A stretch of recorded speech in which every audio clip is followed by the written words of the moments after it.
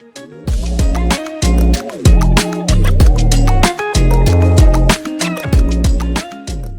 so now here's your 6 checklists to end the session so you can get things going. Number 1, if you've never done this before, you need to start with a reputation audit. You need to know where's the bench line, where are we beginning from? And to get best credit for your end of year review, right? Because if you're driving some company culture change and positive impact for the company, you want to talk about that in your performance review. Document everything with screenshots. So go look up your company on all the different employee review sites, grab a screenshot that includes the date and time, and that's your proof, right? Because then you can show a before and after of how things have changed after you start doing this. Number 2, assign ownership. So most often, the people that are running employer reputation is whoever does employer branding. I see it live on the HR side, I see it live on the marketing side, sometimes it's a collaboration, but you need to have that conversation internally of who owns this. Maybe it's split, but make the lines very outlined of who's doing what. Number 3, create a basic request tracking sheet. Okay, so you need to remember, or you need to know who's been asked for a review so that you can know 12 months from now we can ask them again, right? So this is a very basic spreadsheet that you could just recreate, but I'm going to give you this with kind of a caveat. You really have to safeguard that document. That is an exceptionally sensitive document because now there's some correlation here with likely when some reviews post, they could be coming from certain people. Question?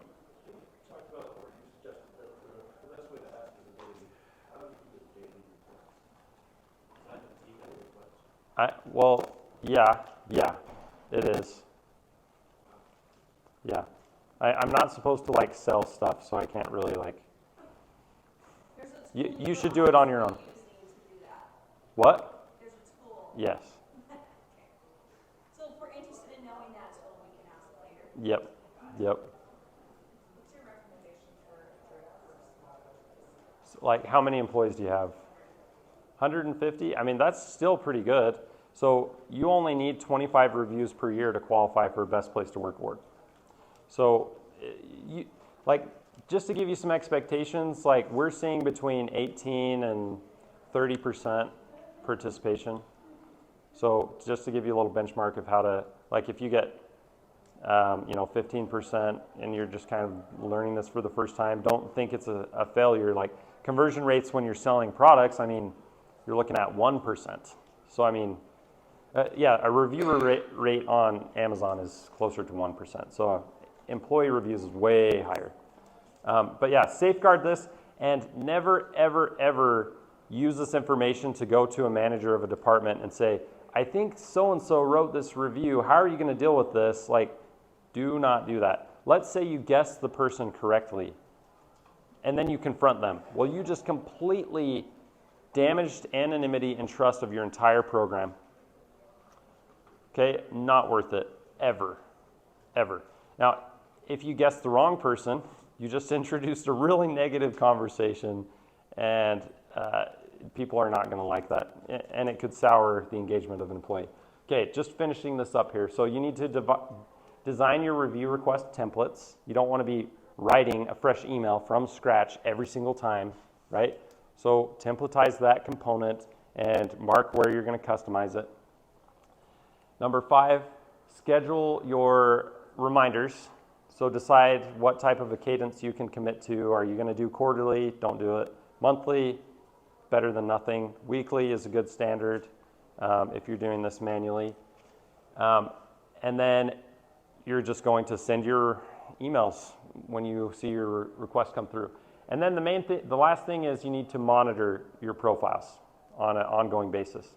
So the best practice is to respond to reviews within 24 to 48 hours. Doesn't need to be instantly. This isn't live chat. But if you'd like a link to another training about how to respond to reviews, Chapter 4 is your playbook for responding to reviews. I've personally written over 2,000 pages worth of review responses. So I've learned a few things on how to do it, And it's a very specific form of strategic written communication where you're having a one-on-one conversation online, publicly, and you care about how everyone else perceives that, even though you're writing to the one person, right? So it's a very specific type of writing. Recap. Start with your reputation audit, assign ownership, create a request tracking sheet, create review request templates, set calendar reminders, and monitor profiles and respond accordingly. Okay, so that's it. I don't know where we're on time, if we have time for Q&A or if we're over, but a couple minutes. Any questions? Yeah, do you usually, I noticed on your example spreadsheet that it had, you asked multiple people, or one person for multiple sites. Is that common to just to say, hey, will you leave one for Indeed and Glassdoor? Great observation. Okay, so there's this thing called survey fatigue, right? HR, we send surveys sometimes. We don't want to overdo it. So the best practice that I recommend is 2 reviews per email. So like you said, Glassdoor and Indeed. Because if you're trying to cover 4 sites, you can do 2 emails per year. So you're going to send each employee in the first 6 months will get 2 sites, and then in the second 6 months, they'll get the other 2 sites, but you only had to email them twice. Now, send a reminder. Send at least one reminder, like a couple days after, 5 days after, something like that. So they end up getting 4 emails over a year. Or if your company's big enough and you don't want to do that, let's say you have 1,000 employees, you could just cut that in half and say, these half, we're going to ask for Glassdoor and Indeed this year. This half, we're going to ask for comparably in her site this year. And then in year 2, we're going to flop. So that way, we're only asking them for 1 review on Glassdoor in the first 6 months and 1 review on Indeed in the second 6 months. And then the next year, they get 1 email for just comparably and then 1 for Indeed. So you can, balance it how you think is going to make sense. My organization has a large concentration of hourly employees that work under 29.5 hours per week. Would I treat those employees the same way in your plan? 100%, yeah. So full-time employees, part-time employees, contractors, like interns, they can all leave reviews. If they've done any type of work for you, they can do reviews, even if they're not W-2.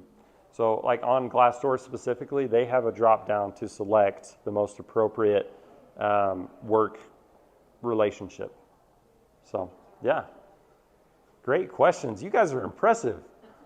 I'm wondering if you found how this interacts, or if it does, with employee surveys that we're doing internally. Or do you see a relation? Do you think we should ask first Oh, before we man. ask for review? This is one of my favorite things to talk about.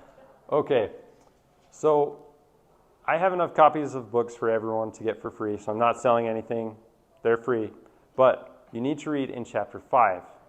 I developed this analysis called the perception matrix. So everyone's familiar with the SWOT analysis, right? Strengths, weaknesses, opportunities, and threats. So I've done that same thing. I've contrasted the internal employee survey data with the external data from employee reviews. When you do that, you're able to contrast perceived data and legitimate data. Like you can do this with product too, right? Like look at product reviews on Amazon and you're looking at the ratings and reviews and how many of the reviews perceive that this is a low quality product and that it breaks a lot versus the objective quality control metrics, right? You can do the same thing with the employee perception. So you contrast the legitimate data set from your internal employee engagement surveys, and then you contrast that with the perceived data set, what's actively shaping perceptions and behaviors from the employee reviews. And as you do that, sometimes you find misalignments. Sometimes there's a legitimate strength, like maybe your PTO is legitimately above average, but people are saying it's not very great. Well, that's a managing expectation opportunity. You don't have to increase your budget to increase satisfaction of PTO. You need to talk about it differently. You need to make comparisons that say, here's the national average, here's us. And that will fix it. That will course correct it. Would you recommend asking for an employee review with an exit survey? In my opinion, that's too late. Too late? I think it should be randomized. So like that spreadsheet that we looked at, I mean, like maybe in addition to the randomized. well, the thing is, I would consider it separate because you're asking for reviews on an ongoing basis to everyone. And if you ask for a review at the exit survey, well, did we ask them for a Glassdoor review 7 months ago?